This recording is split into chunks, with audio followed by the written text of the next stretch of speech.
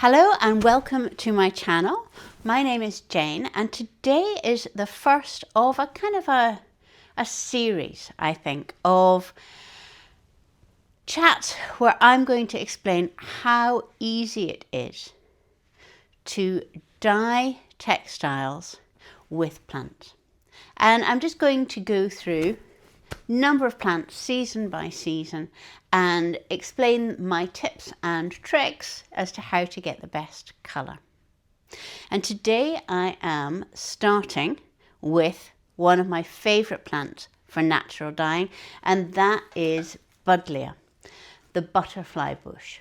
Now, there are a number of reasons that I love this plant. First of all, it's really easy to find. You can grow it in your garden and, you know, it's a beautiful plant. But also it colonizes waste ground. It's one of nature's colonizers. And if you've ever been on a railway journey in the UK, you recognize this plant from the sidings of the railway. And also it pops up on waste ground and by canals and all of these kinds of places. So it's likely that it's going to be one of the easiest plants that you're going to find to forage, and it's very plentiful. Second reason I love it is it's called the butterfly bush. It is an attractor of butterflies and bees. It gives really wonderful source of nectar, and if you have it in your garden, you will attract many beautiful insects to your garden. And this is where the dyeing comes in, because you do not need those purple flowers. They will give you a colour, but you don't need to pick the flowers when they are at their prime and when they are attracting all of those butterflies. You can wait until they are in this state, right? When you're maybe pruning the bush, or when it's completely over, or sometimes when councils are pruning the bushes and you can go and say, oh, could I have some of those flowers? So the bees and the butterflies get their share and then you get your share. So that's what we're going to be doing today. I have on my table here, I have a pan. This is my dye pan. It's just a very normal stainless steel, quite heavy bottomed pan with a lid. I have my Buddleia, these ones, and also a bag of other dried bits. I have some ready mordanted wool.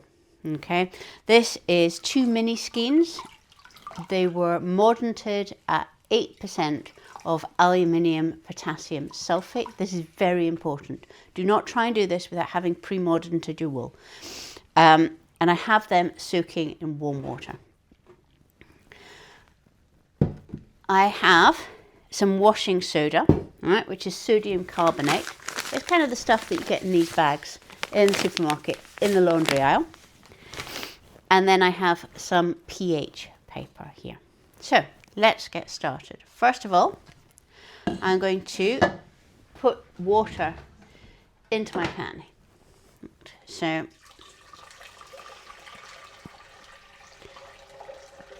this is water from the kettle. You can see it's quite hot and steamy. And then I'm going to take all of my Buddleia flowers and just pull the petals off like that. If you do eco printing, botanical contact printing, looking for things for bundle dyes, these little florets are absolutely perfect. So if you do that rather than natural dyeing, or as well as natural dyeing, then I would really recommend keeping them for that. Right, so I'll do the ones in my bag.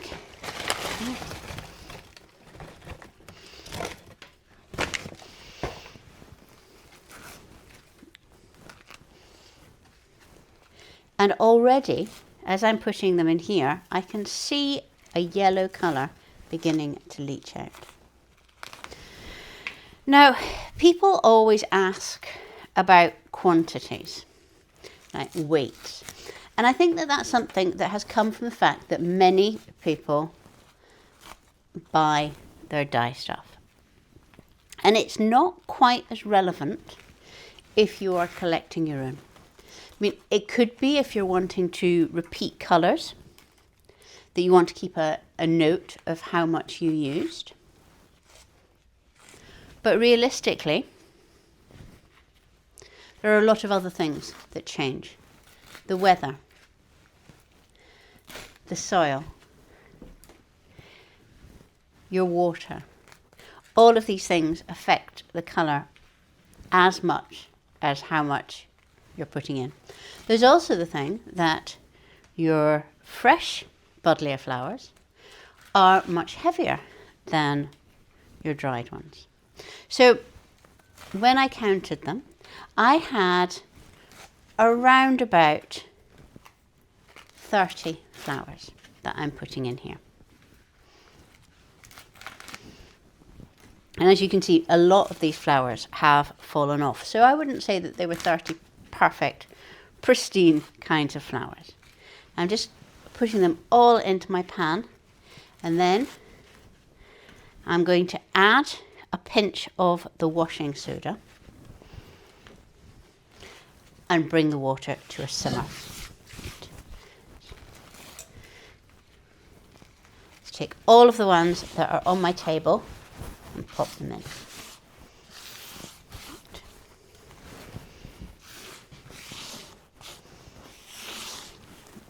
Okay. I'm going to turn on my little stove.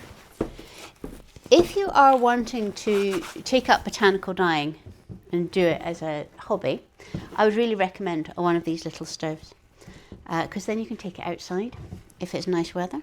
Now, right, and as that heats up, I'm going to put in a small amount of washing soda. So you can see, I would say it was less than a teaspoon.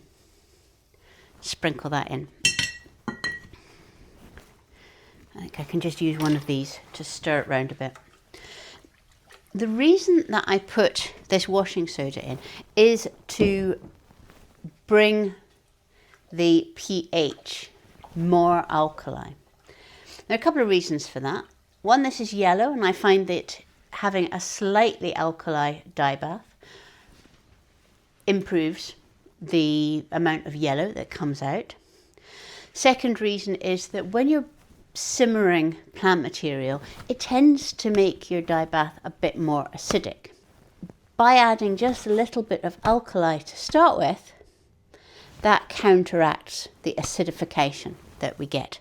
However, if you don't have washing soda, that's absolutely fine. You do not need to use it. You could use something like bicarbonate of soda. Put in a teaspoon of that would work just as well. But equally, you don't need to go for it. It's definitely not as important as the mordanting. So I'm going to leave this to simmer for about 20 minutes, and then I will leave it to cool, and we'll see what colour we have in the dye bath. Right, I am back for lunch.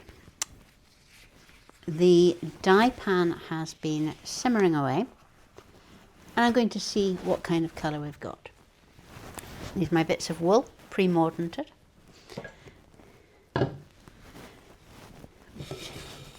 An old sieve here, and I'm going to pour this through.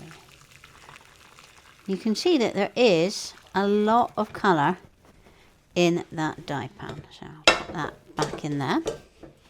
We squash some of this out of here, get every last bit.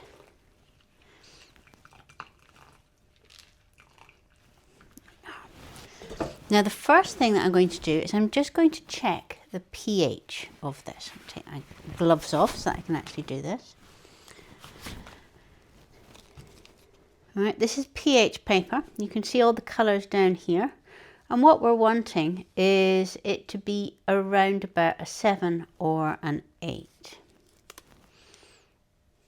Right. And it's coming, and you can see, here we are, bang on neutral. So adding that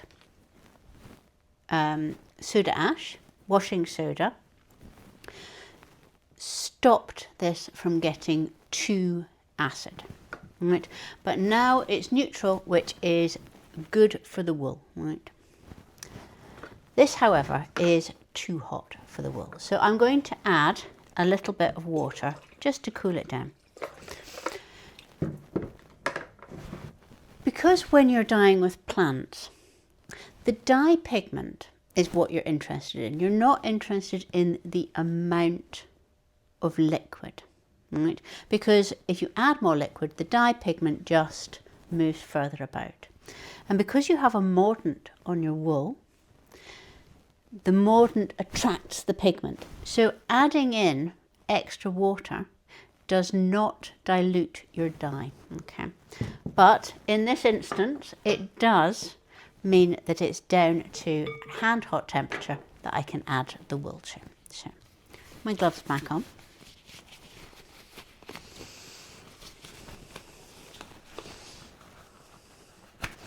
And I'll take my wool one at a time. I'll just hold it loosely in my hands. I'm going to squash it, put it in, and then release. You can see here we have a nice colour already. Right, so this one is turning into quite a greeny colour. You see it? Greeny olive.